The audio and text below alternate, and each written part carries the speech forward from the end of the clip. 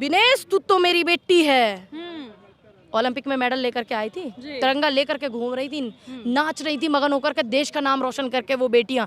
और आज देश के प्रधानमंत्री वहां प्रचार करने में भेजी हैं। उनको दिखती नहीं जंतर मंतर में बेटियां बैठी हुई हैं तुम्हारे घर से 10 कदम की दूरी पर, और तुम पहुंच गए वहां 3000-4000 किलोमीटर, तुम पे बेटियों से नहीं मिला गया। आज कर्नाटक की जीत है, हार का सेहरा मोदी जी के सिर पर चढ़ा करके नहीं दिखा रहा टीवी, है ना, मोदी जी को नहीं दिखाते।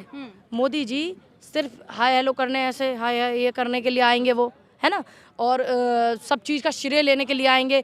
आज हार का श्रेय भी मैं उन्हीं को देती हूँ। नमस्कार, आप देख रहे हैं तो जनता लाइव, मैं हूं आपके साथ नलिनी। बातचीत के लिए मेरे साथ पूनम पंडित जी मौजूद है। लगातार जो है कांग्रेस कार्यालय से सुबह से तस्वीरें आ रही हैं, जीत के जश्न में कांग्रेसी हैं। जिस प्रकार से कर्नाटक में एक बार फिर कांग्रेस बनी है, कहीं ना कहीं अब आंकड़े लगाए जा रहे हैं कि 24 में भी कांग्रेस आएगी, ऐसा कार्यकर्ताओं का कहना है। देखिए, धीरे धीरे जो है जनता बदलाव चाहती है, और जनता इनके खोखले वादों को सब जान गई है, समझ गई है।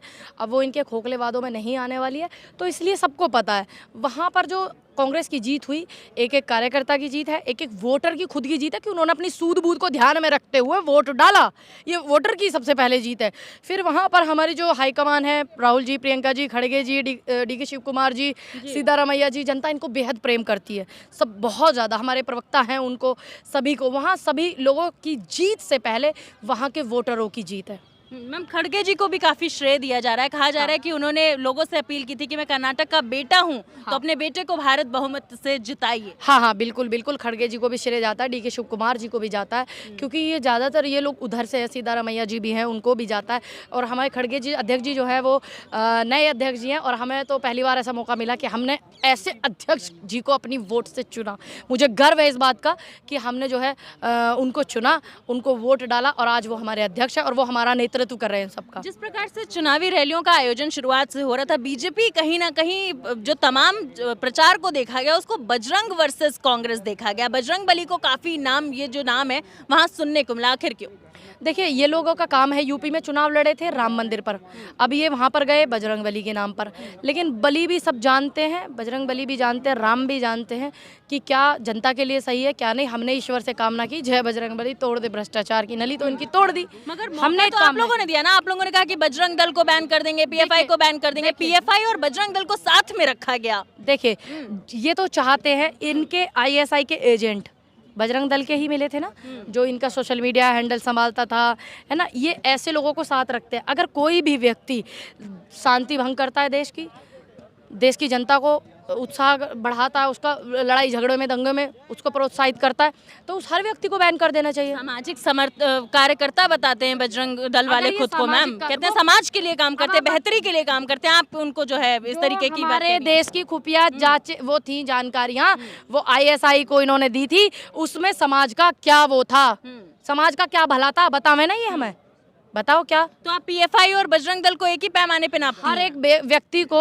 बैन कर देना चाहिए जो हमारी खुफिया चीज़ों को विदेश में पहुंचाता है, बाहर पहुंचाता है, जो हमारी खुफिया चीज़ें हैं। ये देश के हित के लिए ठीक नहीं है। जब ये चीज़ें बाहर गई, जब चाइना ने 600-700 घर बनाए, जब ये चीज़ें बाहर गई, जो आपने देखा ना लेह लद्दाख की तरफ 600-700 चाइना ने घर बना लिए, आज टीवी पर नहीं दिखा रहे। आज कर्नाटक की जीत है, हार का सेहरा मोदी जी के सिर पर चढ़ा करके नहीं दिखा रहा टीवी, है ना, मोदी जी को नहीं दिखाते।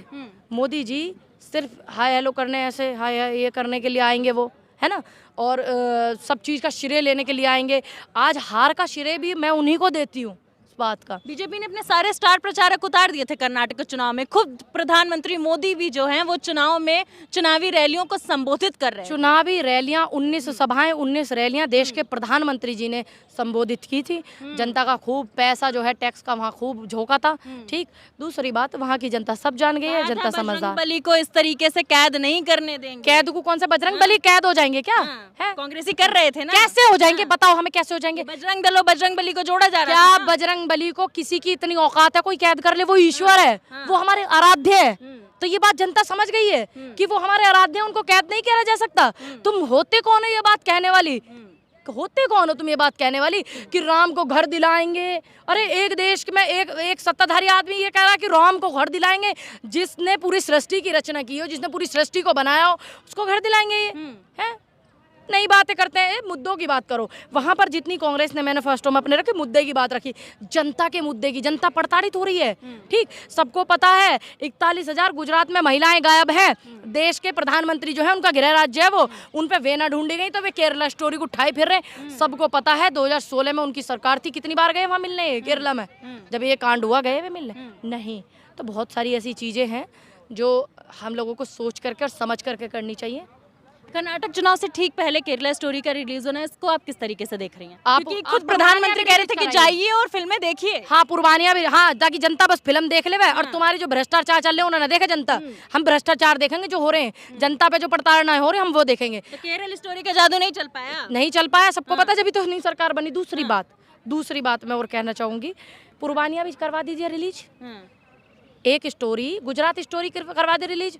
देखिए, चाहे मुझे पूरी अपनी जितनी हमारी महिलाएं हैं बुलंदशहर यूपी की, सबको चाहे अपनी जेब से दिखानी पड़े, आप करवाइए ना रिलीज द गुजरात स्टोरी। हम दिखाएंगे सब बेटियों को गुजरात स्टोरी क्या है क्या नहीं है। पागल समझ रखा जनता को। स्टोरी भी दिखाई है ना, उसमें क्या तकलीफ है? 2016 में जब ये दिखाई रहे हैं, इनका कुछ नहीं हो रहा वहाँ, तो हमारा क्या करना? हमें तो पता, हम तो जनता की आवाज उठा रहे, बेटियों की आवाज उठा रहे। स्टोरी देख कर हम क्या करेंगे? हम तो खुद साक्षात खड़े बेटियों के साथ, खड़े नहीं क्या? चाहे वो बेटी जंतर मंतर पर बैठी हुई पहलवान हो, चाहे जिनके बलात्कार हो गए वे हो, चाहे वो किसान हो, हम तो खुद स्वयं खड़े हैं। हमें दिखाने की जरूरत नहीं है। लेकिन हम इनके कारनामे गुजरात स्टोरी दिखावे, जरा हम दिखा देंगे, फिर दिखावे गुजरात स्टोरी। आपने जंतर मंतर का भी जो है रुझान दे दिया बीच में कि महिला रेसलर्स वहां बैठी हैं। ब्रजभूषण शरण सिंह जो हैं अब WFI के सदस्य नहीं रह गए, अध्यक्ष नहीं रह गए, उस पर क्या कहना है? केरला लोग कह रहे हैं कि केरला चुनाव, ये कर्नाटक चुनाव के रुझान आते ही जो है वो अध्यक्ष नहीं रह गए। हार का डर है, लेकिन बेटियों को भी इंसाफ नहीं मिला, अध्यक्ष नहीं रहे। अब हार के डर से न्याय मिल जाएगा? देखिए, न्याय हो सकता है, ये हार के डर से न्याय ही दे दें बेटियों को, दे तो दें, डर से ही